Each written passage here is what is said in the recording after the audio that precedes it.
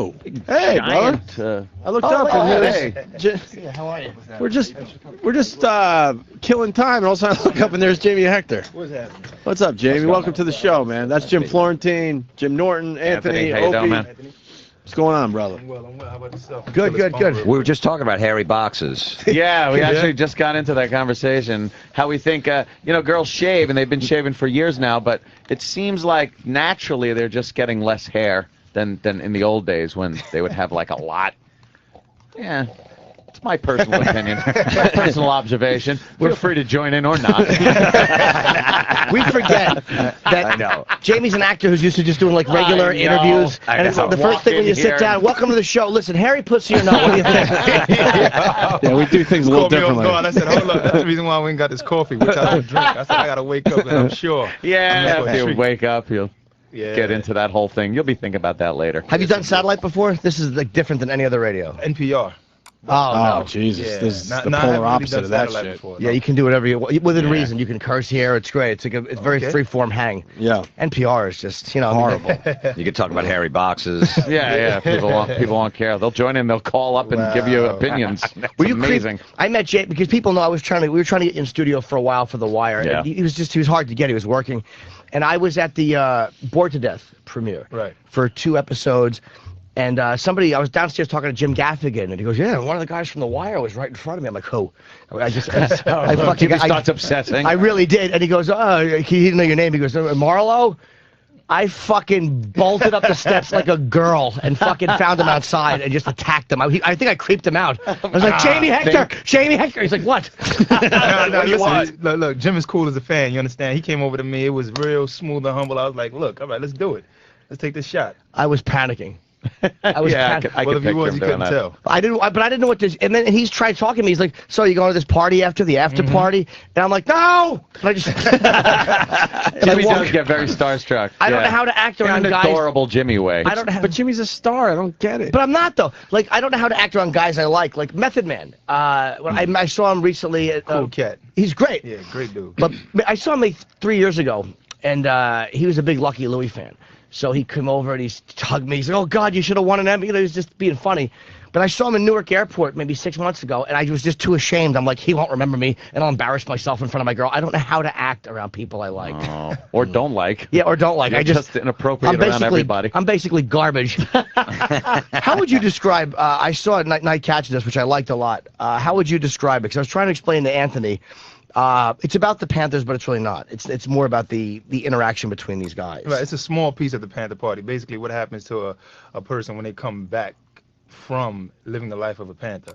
So it's not about the entire Panther Party per se, but it's more so a small fraction of a slice of the life of those that were affected by the Panther Party and were part of the Panther Party. Oh, and how it affected their lives. Yeah, it's like the way Tanya would describe it is as though a person was coming back from war and their life when they came back, because How long after they're in the Panthers does it span? Well, you know what? It's not too far after because it takes place in 1976. Okay. But when Anthony Mackie's character returns, the Panther Party is no longer in effect, but my character, Do-Right, is basically keeping it alive. And in trying to keep it alive, he basically doesn't want any part of that world anymore because, it touched him severely. So many a times when I would do panel discussions for the film, you would have people in the audience and young ladies that would be like, "Look, my parents were in the Panther Party, and after it died down, my phone was still tapped. We were still being followed." So the effects of it afterwards, not too many people know about it, but she tries to show it in this film. It was really well acted, and it was. Cause I don't know much about the Panther Party. Obviously, they wanted me to join, but whatever. I'm on the road. You would have been great, man. All black on black. Very covert. I would have been the one they sent to the police meetings to get the information. They'll never suspect you. But what I'm amazed at watching you act is because after Avon Barksdale, who was the first drug lord in The Wire, you're like, there's no way they can follow this guy. There's no way they can get an interesting guy. Oh. And then you came along, and I mean, you still loved Avon Barksdale, but your character all of a sudden was as interesting as his was. Right. And you played a horrible, menacing guy. I mean, it really was not a lot of. Not very pleasant. There really was not a lot of negotiation. No, not at all. That's what a lot of people tell me, but I seem to, I have that debate with a lot of especially my young guys and young ladies in Brooklyn and moving mountains. Like, they tell me that he was a businessman, and I say, he was probably a businessman also, but the guy was basically his way of the highway, Yeah. And that was an interesting way of doing business. There was because it was beyond just making the money. There really was a sociopathic, but there was a detachment from human life because like there's one scene where Marlo walks into a store and he's eating a lollipop and he just steals a lollipop in front of the old security guard, and the security guard's like, "Why'd you have to do that?" He's like, "I'm not calling you. I'm not trying to step to you." Like the security guard makes it very clear. Right. I'm not looking for trouble. You don't know what happens. All of a sudden, 5 episodes later, they pull a security guard's body out of a house. Yeah. Holy shit. That's why The Wire was so good. There wasn't a big scene where you killed him, but you just knew that he really got a fucking comeuppance for asking why he stole the lollipop. Yeah. Damn. Yeah, it was such a fucking amazing role, man. And I never ask actors what motivates them because I never want to hear it. But I am curious as to how you interpreted this guy. Or how you get the realism like that, unless you're doing that or in the life like that. How. Well, you know what? One thing that is definitely key is the writing. The way it was scripted, we didn't ad-lib or paraphrase anything. So they did a great job at that. And for me personally, it was, what we do behind the scenes. A lot of the things that we try to do, we try to keep it, how can I say, in a backpack, so that we can always keep it alive for the next project that we have to work on also. So, I mean, most of the ways that I would say is certain books that I read, certain songs that I listened to, and just preparing early in the morning. When I say preparing, I mean just basically being in the zone for that character. Did you see, there's a scene where Prop Joe, which is one of my favorite scenes in the whole, if you don't know, anyone who knows the show in the last season, Prop Joe's a big character, and he thinks he's going on a trip, and then fucking Jamie shows up with his guy. Escape. Yeah, who is Chris? Was Benge his name is? Benge, yeah. Yeah, we've had him in. What up, Benge? Yeah, we had him in. And literally, he plays a horrible murderer, and he's like the nicest guy on the planet. He really is nothing like the guy. But they show up, and it's such a chilling scene where Joe knows he's about to be killed, and he's trying to negotiate, and you're like, just close your eyes, Joe. It won't hurt. And I'm thinking, like, are you actually just trying to be nice? Like, you have to kill him. Are you enjoying killing this guy? You know what? For a character like Marlo, I think that's just a way of life for him. And it's as Snoop said in the car. She was like, "Look, it's my time to go. I gotta go. This is the life that I lead, and I know this is part of the life that I live." Just like Do Right, he understands the life that he lives is basically to protect the community and serve the community. And Night catches us. Marlo understands, from what I believe, that he understands that, look, we gotta die. You gotta die. This is the life you live. If you try to escape this life, you'll come back to this life. So just take what you gotta get. That's some ruthless shit, But man. it's real, though. This is corporate America. This is what we do, but it's just on a street level. And that's so why I'm not cut out for that life, because I would beg and plead immediately. Go, look, I didn't mean it. The whole thing was a joke. I was nervous. Did you grow up? There was an incident you were at. You live in Flatbush now, or East Flatbush? I live in Crown Heights. Okay. Did you grow? No, I don't live in Crown Heights anymore. I actually live in California. Oh, you're okay. Right. Did you grow up in that type of an environment? Was that like when you were coming up? Did you see that a lot when you were a kid? Nah, man. What I saw when I was a kid, I mean, I was surrounded by love. I was part of a theater company when I was 16, 17 years old. Tomorrow's Future Theater Company. There was a lot going on, and you see it because it's in the environment of Brooklyn alone. Even if you live in downtown Brooklyn, Fort Greene, Brooklyn, it's an experience, But I experienced more of the love.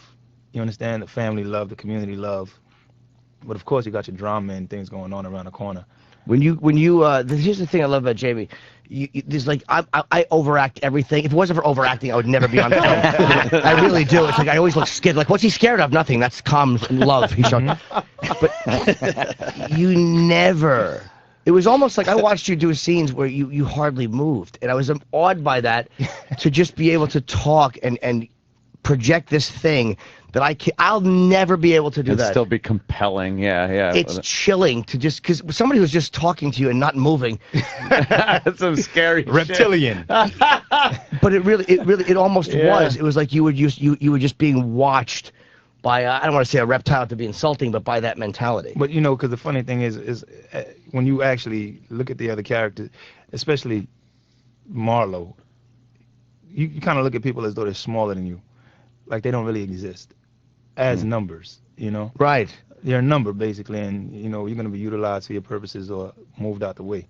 So, in looking at people like that, you just basically can look through them, especially when you're doing a scene with somebody that's really not supposed to exist to you, if they're not worthy of anything. That's exactly how we feel working here. That's how they talk to us. A number. I was wondering why our bosses didn't move at all when they speak to us, because we really are numbers, just that we're all zeros. Can I ask somebody, can I have water? I asked Kenny for water. I know I'm dying. He probably didn't get the text. Oh, poor Kenny. Look at him.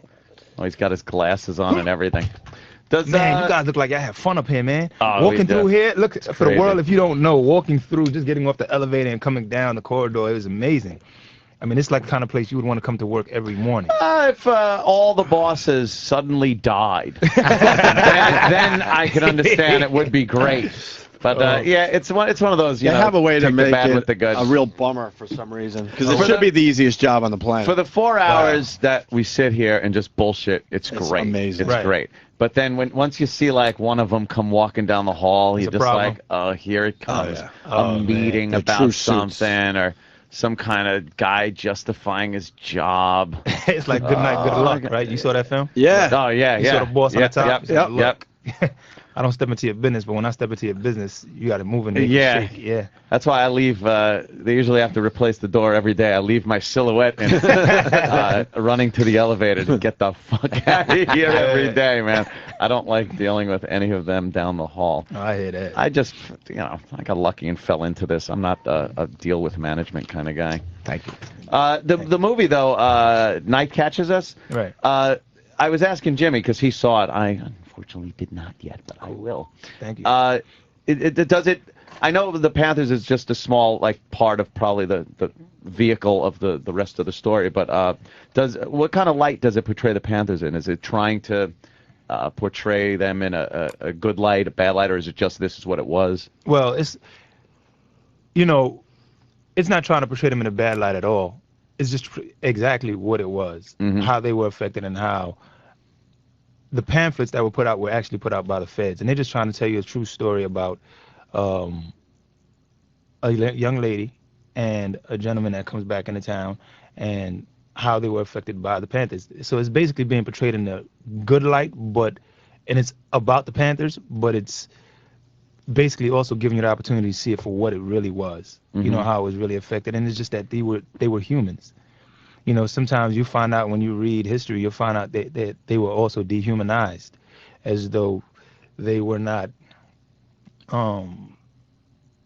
strong enough to make wise decisions, you know. But when you watch this film, you realize that they were humans and that they were characters and they were people that basically just wanted the basic necessities of life.